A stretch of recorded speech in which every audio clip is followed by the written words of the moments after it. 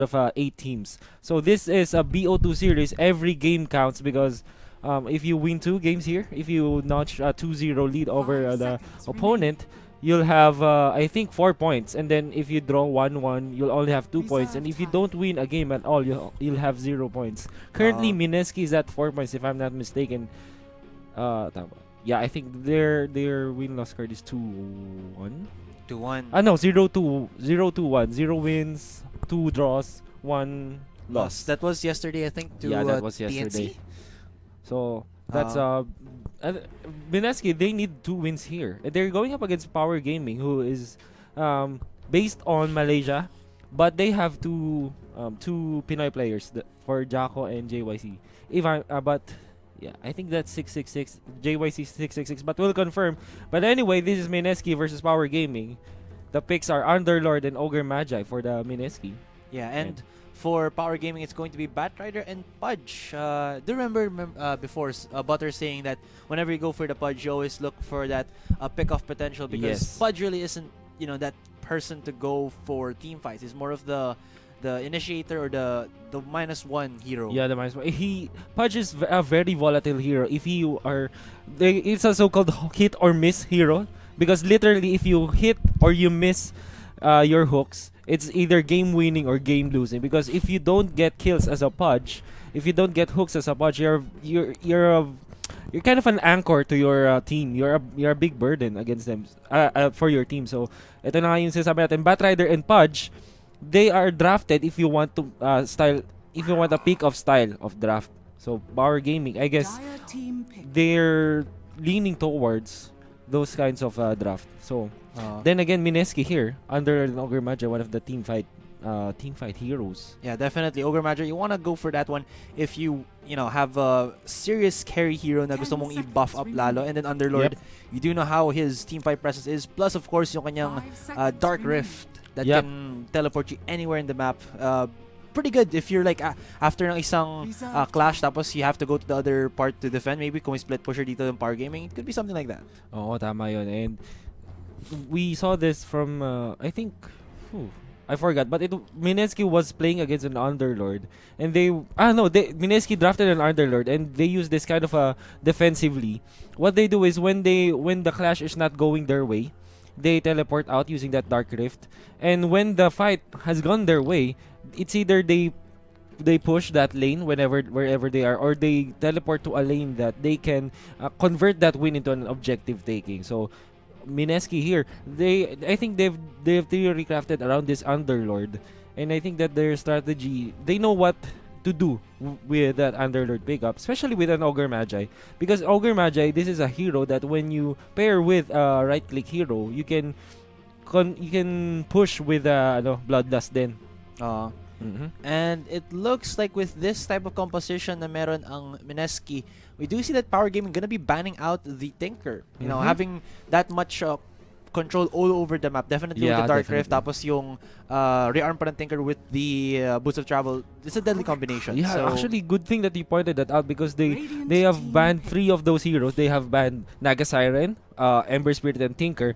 These heroes work well with an Underlord or a draft that works around taking objectives and pushing and taking total map control. Because with Tinker, you have these heroes are Boots of Travel heroes who can maneuver around the map really well.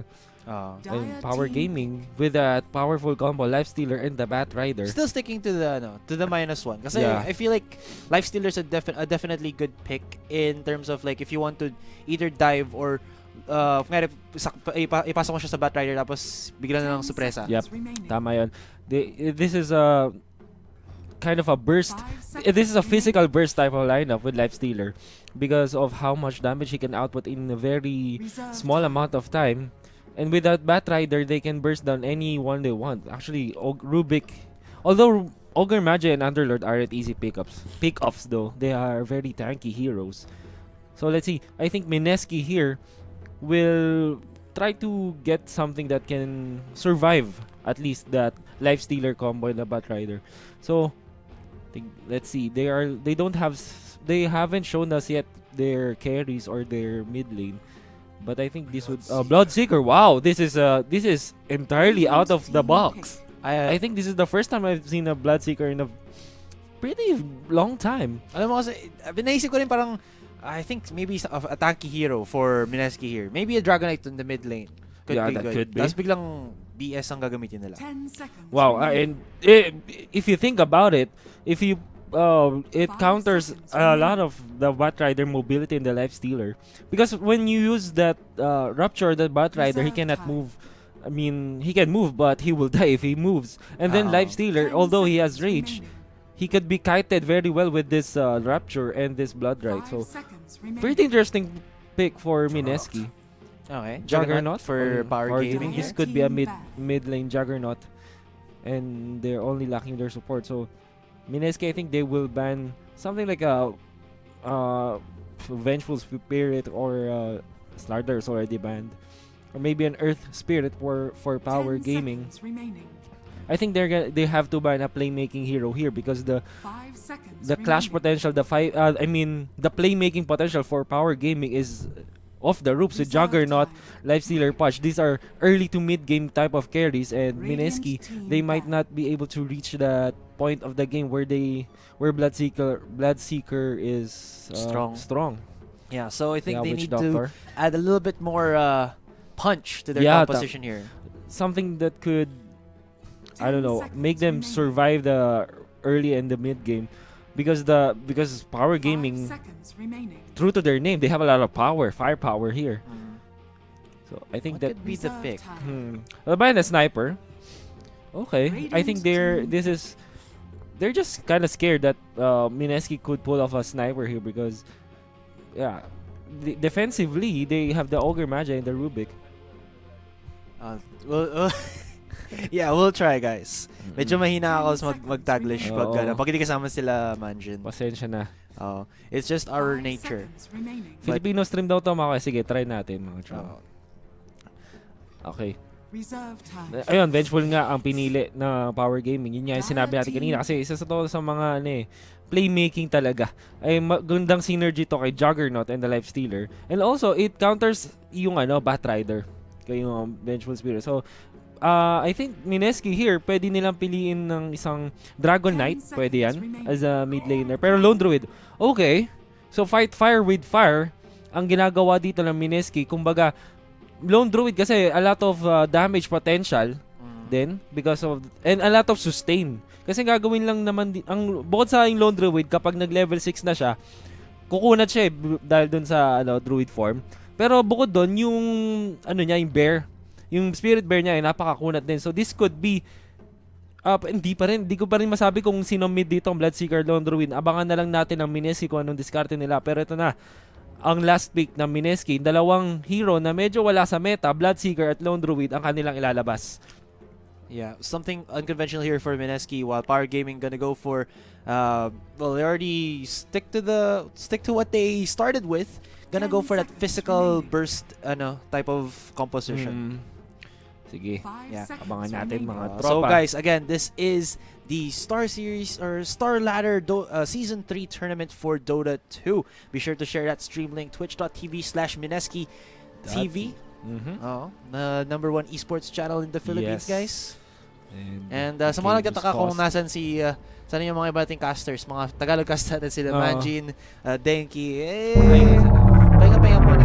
Yeah, we're adding a little bit of flavor to Mineski TV. Hindi naman pwede tayong puro Tagalog lang. Sometimes we're showing you that we can fare well against those English casters around the globe. Ganun lang kasi. We have different casting styles. And if you guys didn't know, I've been casting for 2 years na, and English is my medium of communication. So let's start off with the rundown of our players here for the Radiant side. It's going to be Power Gaming. It's going to be MTR with the Pudge, Jacka on the Lifestealer, Zai will be on the Batrider, 666 on the Vengeful Spirit, DDZ with the Juggernaut. And from the Dire side is our Pinoys, Mineski.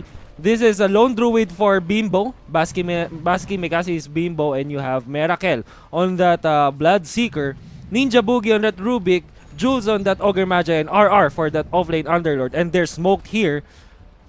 And I think this will be a smoke just Ogre to Magi lay being down aggressively wards. pushing right now, and he might actually be caught off here. Yeah, in the he's map. being pinged. He's being pinged Oh, out. he does have at least the smoke, but he could be spotted now. Yeah, he was there you go, spotted. Pudge spotting him out. Gonna go for the body block. Yeah, the thing with Trying to run away. but They don't have any lockdown though, so I think he'll Yeah. be able to get away from this. Technically fine. Yeah. Actually going against NTR aggressively and putting him down with a little bit of damage, with the fire damage. Okay. That's about 1/3 of damage. Okay lang naman yan. Yeah. 30 seconds. But to the thing is, Power Gaming noticed that there was a ward put down. So, but they guessed wrong. They thought that the ward would be there, but although they might get this on the second try, but I don't think that they will. So, in fairness, that's a 100 gold pinging it again. investment. Oh, they found it Okay, now. they found one. Good enough. Yeah. There, Ogre Magi laid down that ward, that sentry ward, to block the spawn of the neutral camps on the side of the Radiant. Why? Because Batrider uses this,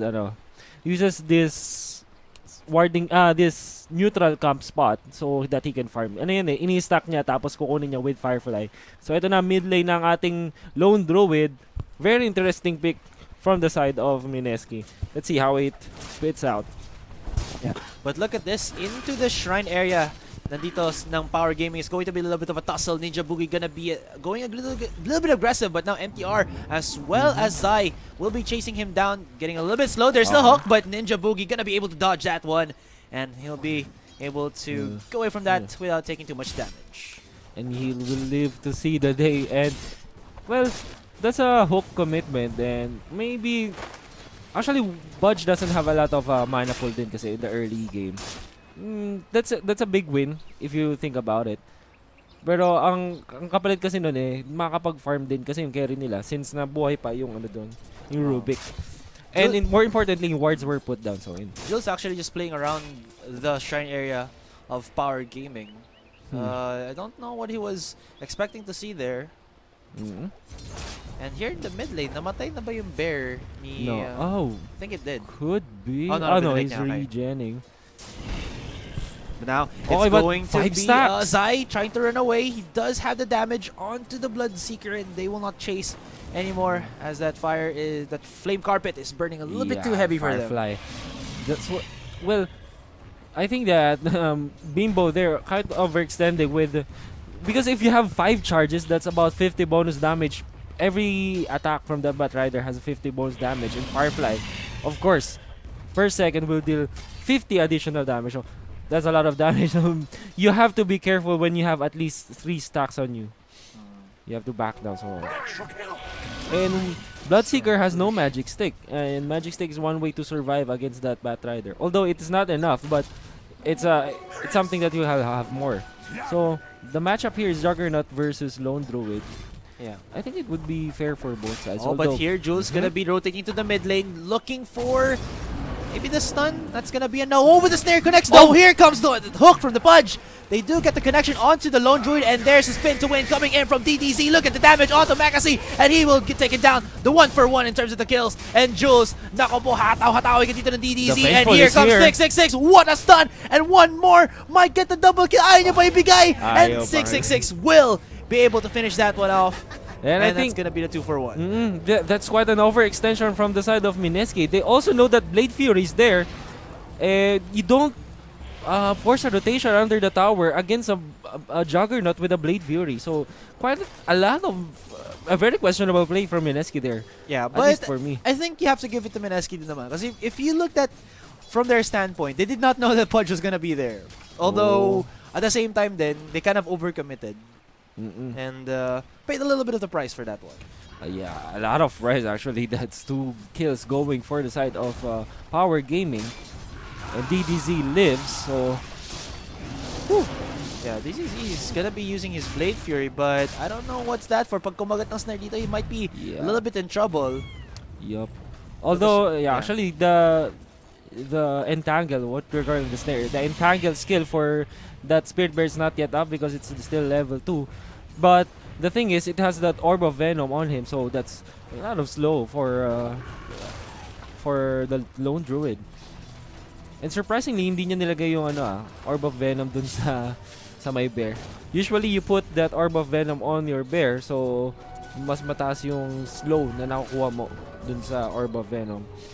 I guess it's because, in a way, you're just looking for the range of the lone druid That's rather one than the bear. justification niya. Parang, since ikaw naman talaga yung una makaka-atake dahil ikaw yung range, mas slow mo agad yung kalaban. Tama nga naman. And now look at this. It's going to be the Vengeful looking for maybe the flank onto the Pit Lord, pero hindi. Yeah. At ano ba ang nangyayari dito? 2-1 in terms of last hit. I think medyo draw naman both teams kasi 28-27 ang comparison ng carries, at in terms naman dun sa mga mid laners 20-20. So this is quite a decent laning phase for both teams. Although yung power gaming kasi nakakuha sila ng 2 kills agad. Missing a very vital hook in that mid lane. I think if he was able to hit that, it could have been a good connection and almost a kill as well. Rage be activated by Jacko just to stop the slow as well as the DPS from the Ogre Magi. Oh, but another hook connects onto Mineski. No. Naku po, he's a little bit too low, but look at the bear! He's chasing on! And yun, makakatakas nga siya dito. But the naku po, the Rot too strong. That's going to be the 1-for-1, pero grabe ang damage output. But the Bloodseeker looking for blood but and smells it. Is he really gonna go for it? He does! He's gonna There's the go connection. for it. Naku po, ito na. He's trying to run away, but the auto attack's too damn strong. Vengeful Spirit trying to connect her stun, and hindi na kailangan Will just kill go with for that wave of terror. Wave of terror na lang. But Bloodseeker, they're getting 2 kills. The gold exchange kind of favors the power gaming, pero binigyan mo ng 2 kills yung Bloodseeker agad doon. Wow.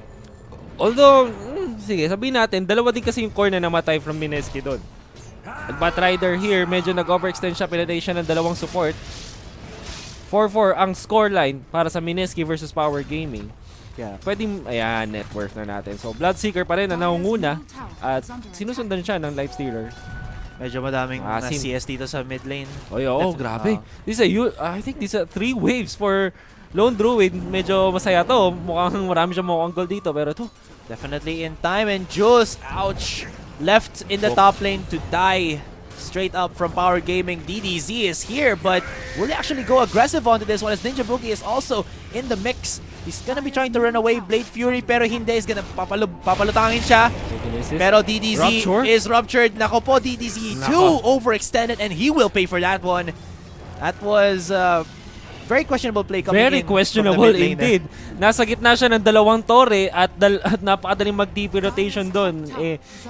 Grabe. Kahit man kung hindi man nandun agad yung Rubik natin. I mean, still you wouldn't want to go for that because there's too many creeps. There's still the bear, so your Omni Slash won't really do too much, in my opinion. So I don't know what was that for, but the bear, that's gonna be 300 gold, I believe, if it does get taken down. Grabe. Swerte siya. But the entangle. First hit entangle. Alright. So, well done by Zai. He went for the good flank. Yep. So, ang kapalit, that's a 300 gold na makukuha din na power gaming. So, masarap din yun. So, yun natin, Batrider, that's a bonus gold for Batrider, who is now a little bit closer sa kanyang Blink Dagger. Although it looks like, Blink Dagger nga una niya, hindi drums. Kinuha lang niya yung Windlace. Yeah, for a bonus move speed. But Hook will connect. The connection, and that's going to be an easy pick. I mean, you do get the lift onto MTR, pero di ka pa rin makakatakas dito. Mecha C. Yeah, that's Bimbo. Bimbo is very low on HP as well. Root again, first hit root. RNGesus. Will they actually try to fight this? Habulin nila dito, 666 with a stun. But he will get stunned himself. Hook, defensive, Hook, pero nandito Blood na Right. ngayon. But the ang Shrine. Bloodseeker. Pero look at that, the Flaming Lasso just to stop the Bloodseeker in his tracks, and he will get taken down. Naku po, 3v1 situation ngayon.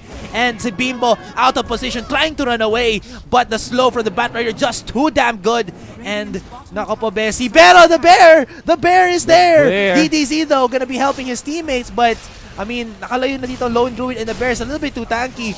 Is there going to be the teleport for the bear to be able to run out, or will he be able to get out in time? That's going to be the question, and that's gonna be a yes. And Wow. I mean, that could have been more that could have been worse. Worse for Mineski, pero kasi ganito yung nangyari, yung power gaming, yung Mataas the defensive hook on that Vengeful Spirit could have been worse kasi nandun, he hooked into the Blood Right, yung skill na Bloodseeker.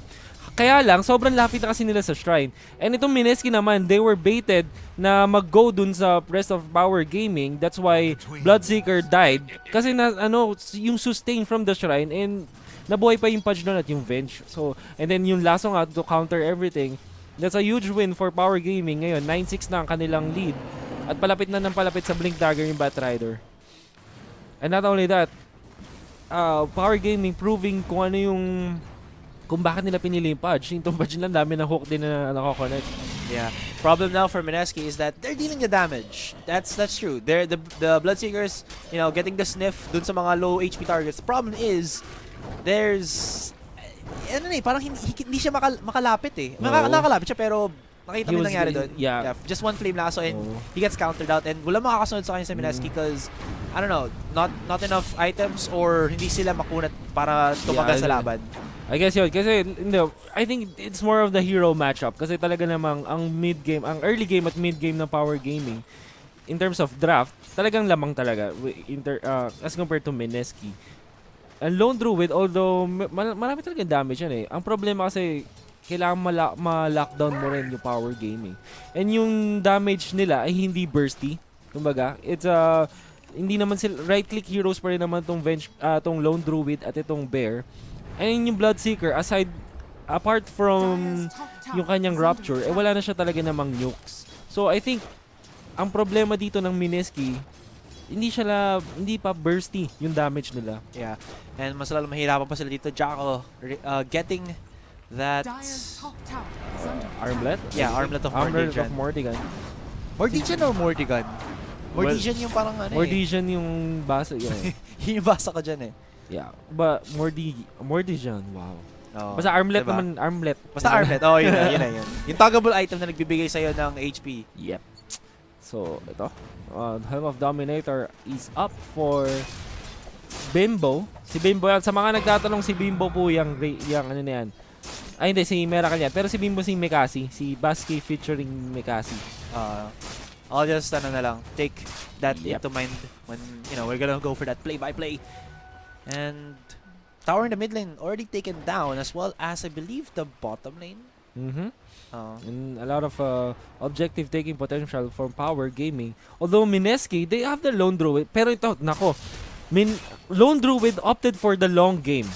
Nag-pick up siya ng Midas dito. And usually, you can, when you're drafting Lone Druid, pag pinili mo yung Lone Druid, it's either you go for the long game or early game. Kapag magandang start mo, you can start off with first pick Radiance. Or kung gusto mo naman medyo stable, pwede kang mag-Drums Maelstrom. Pero yung Midas talaga, if you picked up a Midas, you're not, parang sinasabi mo na hindi ako malakas sa mid game. Pero sa late game, sobrang dami kong items. I can actually have 12 slots of items for myself.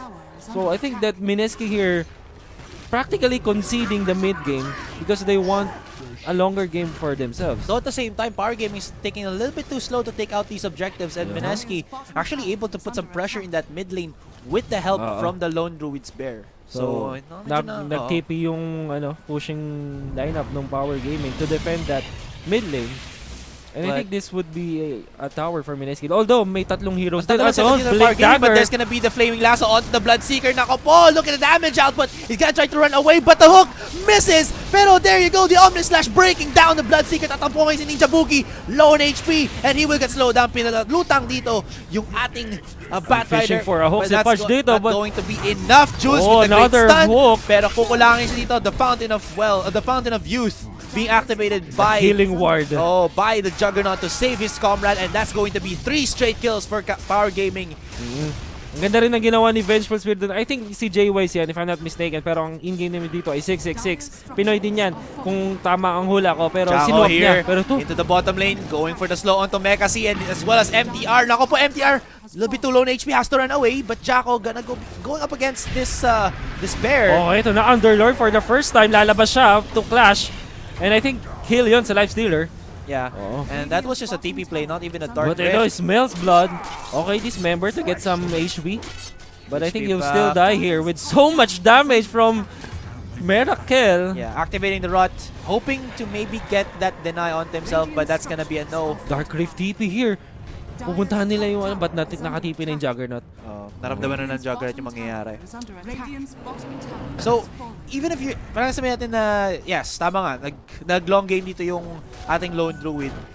It feels like, medyo long to pull the trigger yung power gaming. You saw them like what, 2 minutes na nasa top lane? Ang tagal nila sobrang mag-engage, and Mineski were able to, I feel like, read that, and then biglang nag-roam na lang sila sa map, put some pressure, get kills as well as towers as well. Tama yun kasi nakita mo yung Pudge at yung Lifestealer, nag-go sila dun sa Lone Druid, but ang problem is walang follow-up. Lone Druid was able to survive for a long time for the response nung Mineski rin to para pumunta doon.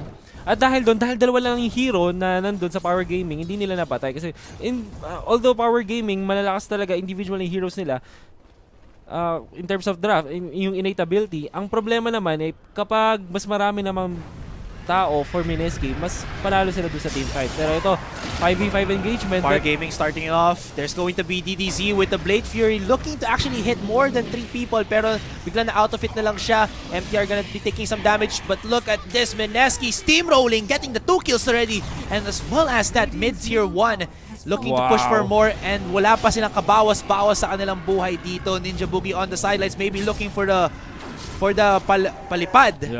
Ito ang malupit na interaction na nangyari. Batrider nag-blink in lasso, pero hindi niya mahatak yung nalaso niya kasi na-rapture siya. At bukod doon, nung tumigil na si Batrider, ang ginawa dito ni Lone Druid, pero wait lang. He was caught by that bit of malice, but he will back away. Back dun sa kwento, di ba, yung Batrider nga, hindi niya mahahatak yung nakalaso kasi na-rapture siya. Tapos after na mag-expire nung lasso duration, ang ginawa ni Lone Druid, ginamit niya yung Spirit Bear para mag-Savage Roar. Ang Savage Roar kasi, para kang reverse taunt, matatakot ka, may tawag na free yata yung status. So, magbaback ka, at bukod doon may bonus move speed ka. So, anong nangyari, si Batrider, umatras siya ng sobra with a lot of move speed, at dahil doon, naubos yung buhay niya. So, napakaganda. Siguro yun yung cheese draft ng Mineski dito. Rapture into that Savage Roar combo. Malupit. Yeah.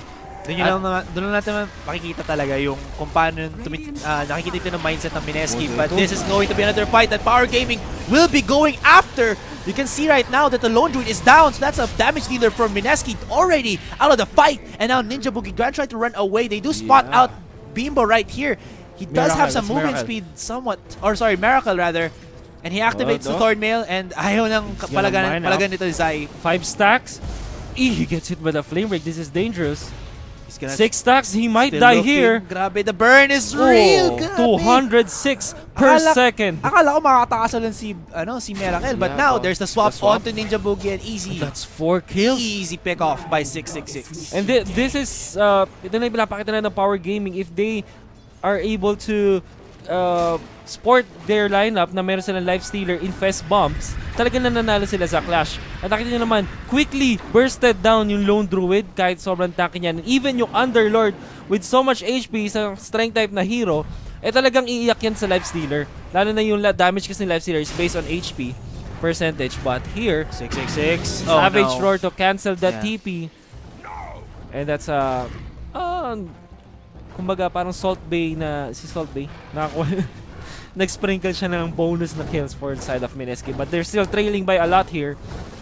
17 minutes into the game, 17-12. Although, surprisingly, the team net worth is just a little bit 1,000 gold of lead for Power Gaming. That's not really That's not big. That's not a lot.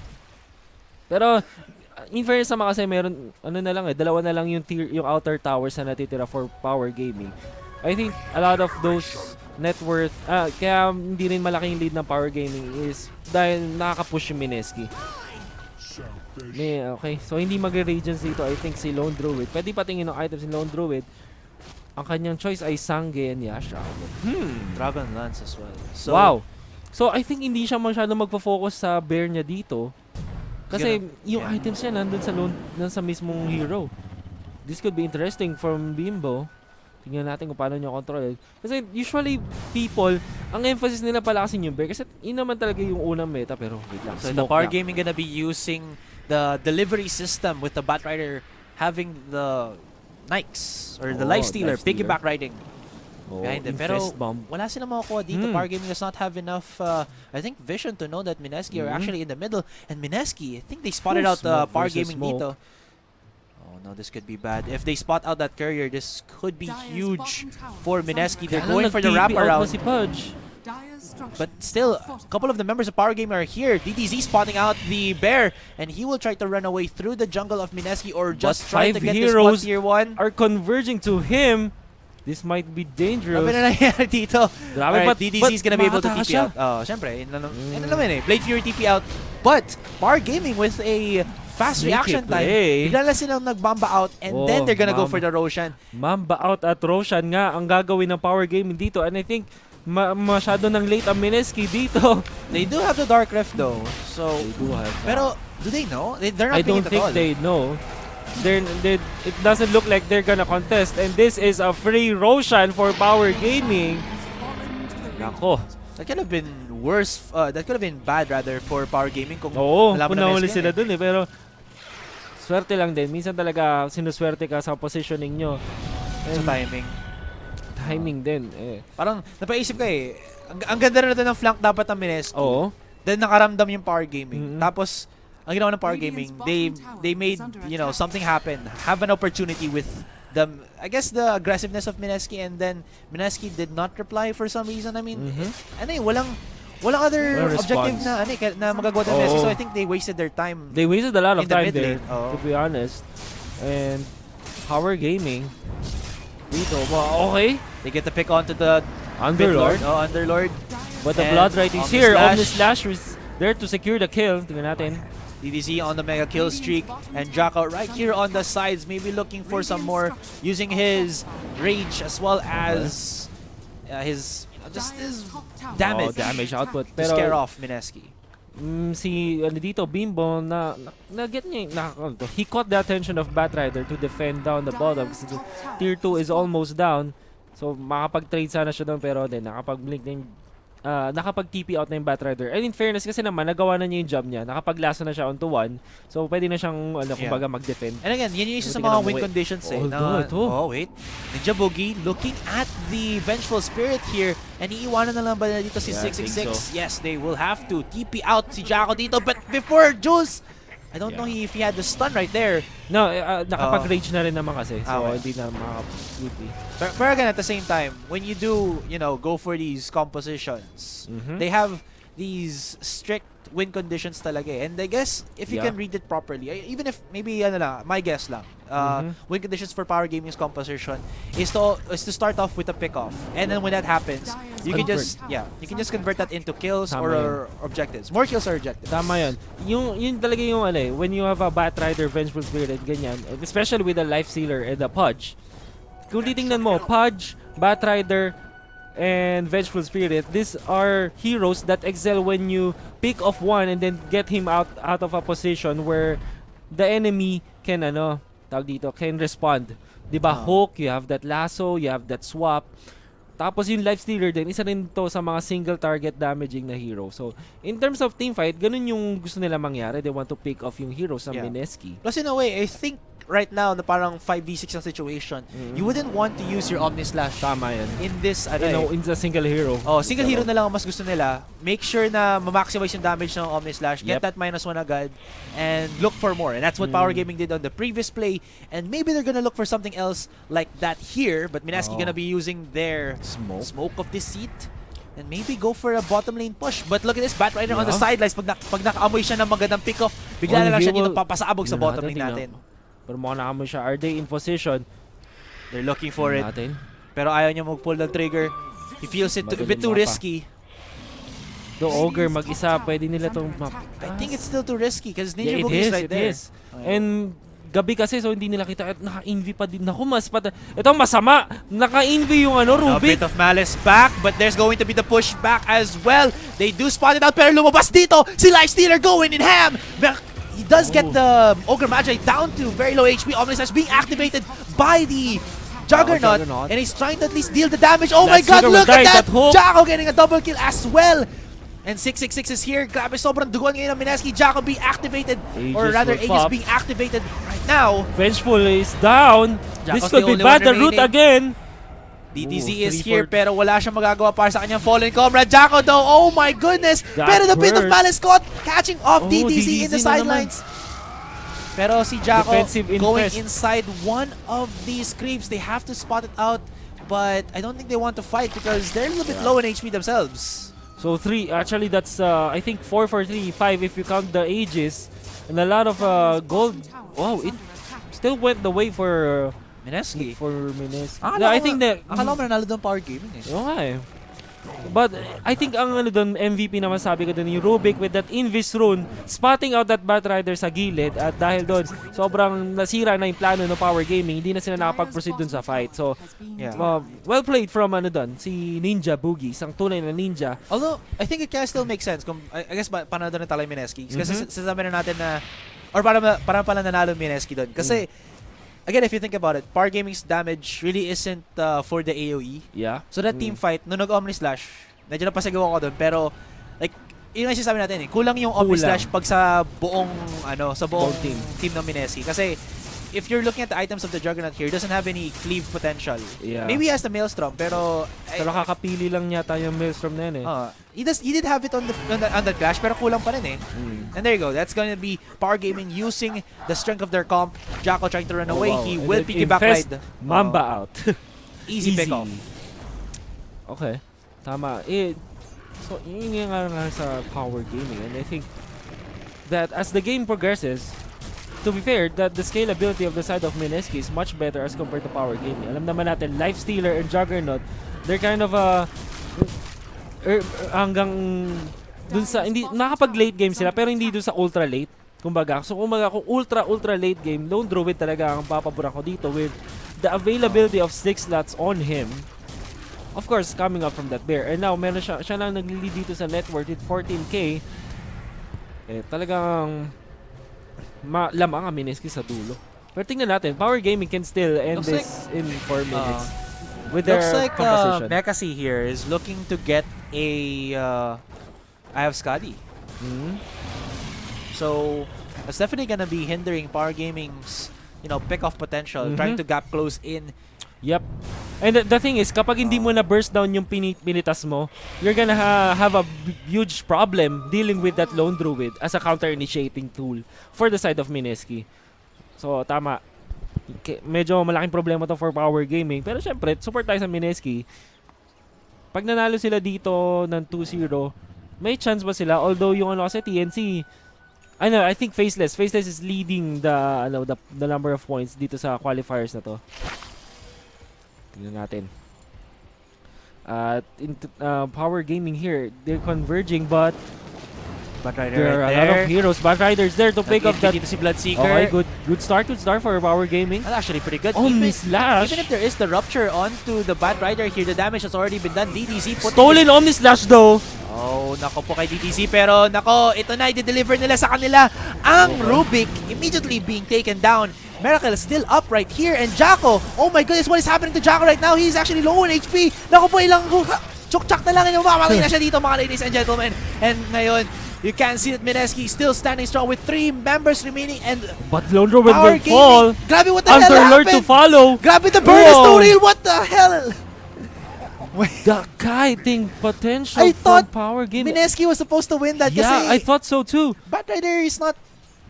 What happened there? The It burn was is too real. Yeah, I think what happened was Lifestealer survived long enough to, kumbaga, tawag dito? Bigyan ng stacks yung Batrider. Ubusin yung HP nung Mineski. Okay. Then Batrider, a lot of stacks. So, para doon sa long drawn out game na yun, nag-favor pa yun sa Batrider. So, kumbaga, ang nangyari, konti na lang yung HP nung Mineski, tapos nandun na yung Batrider to clean up. Kasi nangyari, na-rapture siya eh. My goodness. I mean, Yeah. medyo na... Firefly yung masakit, tama yun, in the stacks. And now, Batrider medyo na pick ano up. ako dun eh. Kukwento ko lang. Oo. Lotus Orb na ang pinili ng Batrider. Pwede niya itong gamitin sa kanyang sarili dahil siya yung prime target ng tawag dito, ng Bloodseeker to use that Rapture. And yung Lotus Orb, meron siya nung Echo Shell na active. Ang ginagawa niyan is lahat ng targeted spell na ginamit sa kanya is mamimirror dun sa kalaban. So Rapture, if Bloodseeker uses Rapture on Batrider here, magkakaroon din siya ng Rapture. So, wow. Very interesting pickup for Batrider there. And Power Gaming, medyo nasa kanila ang momentum ng laro. Although, ang top net worth ay si Lone Druid. And, meron na, actually, dito si, si Ogre Magic, si Jules, he has the Rod of Athos. Another tool to deal with the Batrider because it can root using that cripple active on the Rod of Athos. Pwede niyang i-root si Batrider from a very long distance. I think that's 900. Pwede bang patingin ng radius ng Rod of Athos? Ay, hindi kita. So, I guess that's 900 radius. See? Rupture being activated dito kay DDZ. He doesn't have a TP out. So, easy pick-off na lang there for Mineski. Sobrang bilis na kanilang movement speed ngayon. And when the Rupture came out, just gets picked off. Although this could be the time for Mineski with 4 heroes. And is buyback ready for Juggernaut? Can we see that? Pwede patingin kung Batright may buyback in Jug. Wala. Nako. So, wow. This could be good for Mineski. I'm telling you right now with Bloodlusted Bear. Power Gaming are out of position here as Mineski are starting to knock onto the base of PG. That damage. With the, actually ina-play pa nila yung Blood Rage. Pero ito. Gonna go in and they do get the pull on to, I believe, the Bear. The Bear. Yeah. Lone Druid. He's out of position. But 2 down for the side of Power Gaming. Dark Rift, Mamba out pero naiwan si Ninja Boogie. MTR looking at Ninja Boogie and they will at least get that 2-for-2 trade. Hindi pa sila nag-fullback. Doon na sila sa bandang likod pero I think magbaback na sila dito. But Underlord in a very bad spot. Full HP pa naman. Missing again the Hawk. MTR yet again. There's the dash. 4 stacks Counter here. dash. This could kill him. 5 stacks. So much damage and Zai here. Of course, can they get the stun as well? Finally connects the hook. And wala kang takas dyan, Bessie. They get the kill onto the retreating Ogre Magi. And that's Power Gaming defending their base well. Very well. 4-to-1 trade. With they are going 5 against 4. 4 against 5 pala. Yung Power Gaming. And still, nanalo pa sila doon sa clash na yun at defend pa nila yung Toro nila. Very well played in terms of micromanagement sa Power Gaming. Napitas agad nila yung Lone Druid doon dahil dun sa lasso. So much damage from that Lifestealer then to net the kill on the important heroes of Mineski. And I think si Mineski kasi dapat hindi na sila I think hindi na dapat sila nag-Dark Rift doon. At yung Dark Rift nila hindi pa fullback. So dahil doon kaya sila namatay. And now, Ninja Boogie, I think nakita niya na si start nila dito yung Roshan. Standing 666 ang makukuha nila dito. Nice hook onto Ninja Boogie and they will get 1-for-1 trade. The supports being obliterated, but now here comes Mekasi on his Ogre. I have Skadi.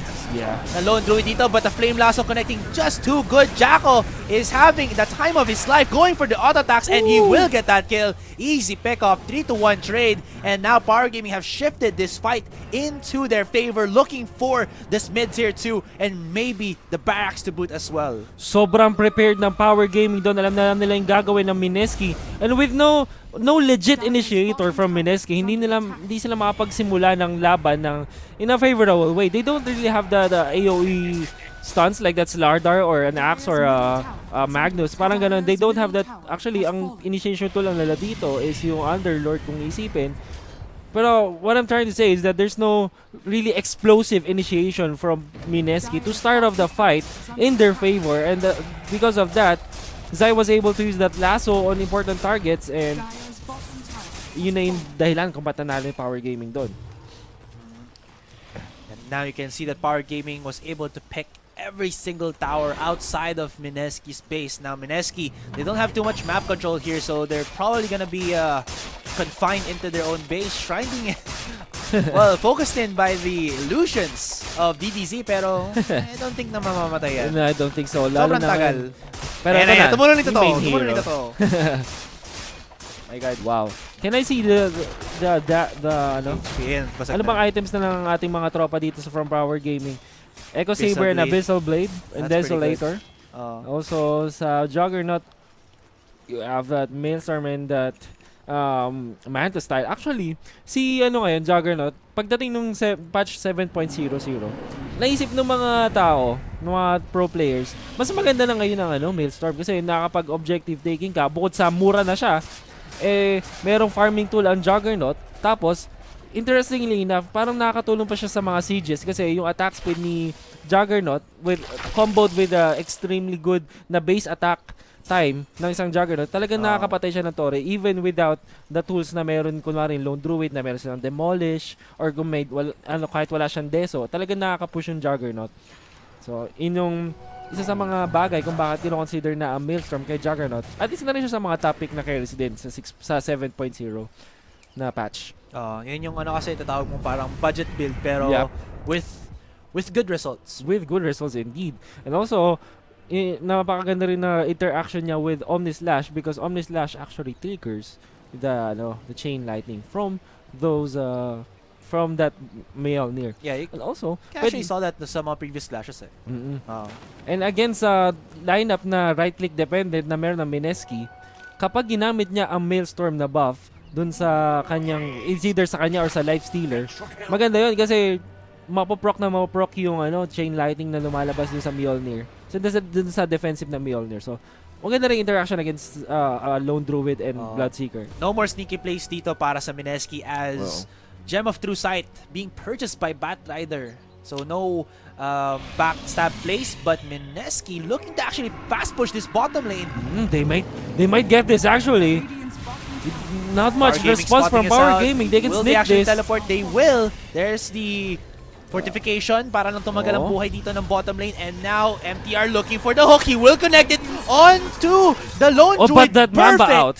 Grabe. Beautiful. Munti ka na. And ito, at least successful na dito yung Mamba out nila. Kanina kasi, yung Dark Rift nila, dun lang sa bottom lane din. Pero this time, sa base na sila nag-Mamba out. At dahil doon, nakapatay sila. Nakita mo sobrang layo ng route na ginawa nung with that Aether Lens. So, ginawa nung patch doon is ni-root niya yung isang hero ng kalaban tapos nag-hook siya ng isa. So, wow. Very good. Ito yung mga cancerous talaga din sa pub na ginagawa ng mga patch ngayon. Sobrang layo nung Road of Aethos in conjunction with that Aether Lens. So much range potential. Tapos may hook ka pa. Yun na nga, ginagawa ng mga patch ngayon. Tingnan natin. Yeah, medyo nag-rock, paper, scissors din naman doon yung Power Gaming. They thought that they could find Mineski in the top side of their jungle, but then Mineski kind of started off, go for at least the bot tier 3, and their guess was correct. They thought that Power Gaming would be going aggressive, and they kind of ninja'd around what Power Gaming was doing. MTR looking for the hook, and he will not connect that one. But Zai, ito na. He's looking for the sides for that pickoff. He might actually go for it, but he was spotted out, so he'll just back off. Yeah, he was safe place for Power Gaming here. And ang swerte din naman kasi nung bounce nung nung Ignite from that Ogre Magi napunta agad dun sa Batrider. At dahil natamaan siya nung fire, I think Ignite ba yun? Patingin ng Ogre, boss, direct. Di ba? Yung fire, yung Ignite ba yung slow? Fire Blast, Ignite yon. Yun yung tumama dun sa dun sa Batrider, kaya siya hindi nakapag-blink in lasso. Pero ito, nahuli niya! Start off with the blink in lasso. There is going to be the Juggernaut melting at the members of Mineski. Grabe yun! Lone Druid being taken down here. And now they spot out the Pit Lord. Onti na lang HP niya. A little bit of slice and dice there coming in from the Juggernaut, and he will be obliterated. But now forcing out the buyback from the Lone Druid as well as the Bloodseeker, and there's the auto attack. He will get taken down, but Jacko looking to that hook again! There you go. That's going to be the easy hook in, but will he actually follow through into the base? That's going to be a no, but that is just Power Gaming showing off a lot of strength right there. That's 4 heroes down on the side of Mineski. 3 of them had to buy back, and with no bear, hindi na rin sila nakapalag doon. At ang ganda, ito talaga, the Echo Shell again, Lotus Orb pickup for that Batrider.